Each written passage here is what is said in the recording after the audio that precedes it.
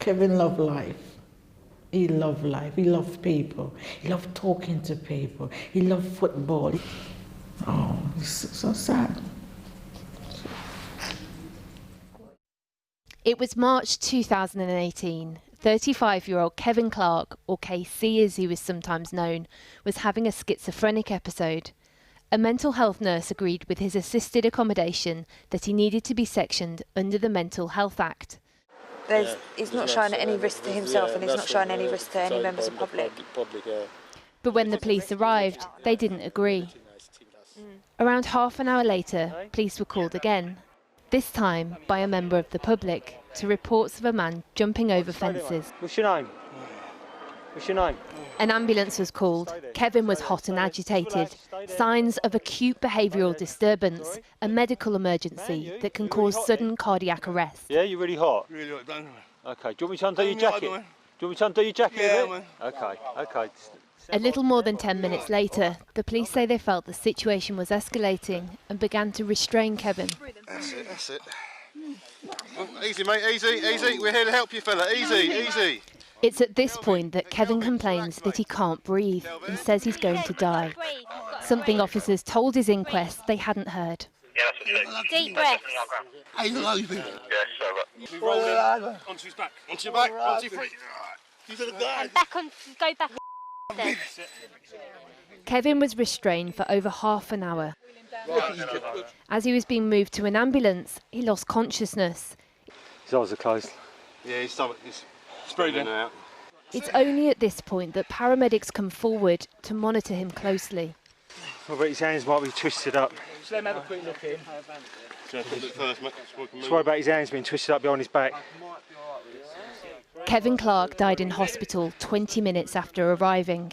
His cause of death was exhaustion and cardiac arrest, probably contributed to by restraint, struggle, and being walked in a manner that increased stress on his body. An inquest today found a catalogue of failures may have contributed to his death. Opportunities by his medical and care team to intervene before his condition worsened were missed. But crucially, the use of restraint was a high-risk strategy and inappropriate, and that the ambulance service fails to provide a basic level of care by not properly assessing him. Anybody who come in contact with Casey would know that he is such a nice person. He would put you in front of him. He would look out for you instead of himself. It's so sad. I cry every day. I cry. Why do you want the public to see the body cam footage? Kevin wasn't a bad person, and he was going through a crisis, and he needed help, and he was a cry for help, and we want people to see that and know that my brother, he wasn't a criminal. He didn't want to hurt anyone. He didn't act aggressive. Just want people to see that my brother, he couldn't breathe, and he needed help. Kevin's sister thinks there's still a stigma around people with mental health issues. Defo, they're scary, that you should be scared of them, and that you need to use force against them because of what he looked like. What do you mean? Because he was a big guy, big, black, scary guy. That's the stigma, definitely. Stereotype.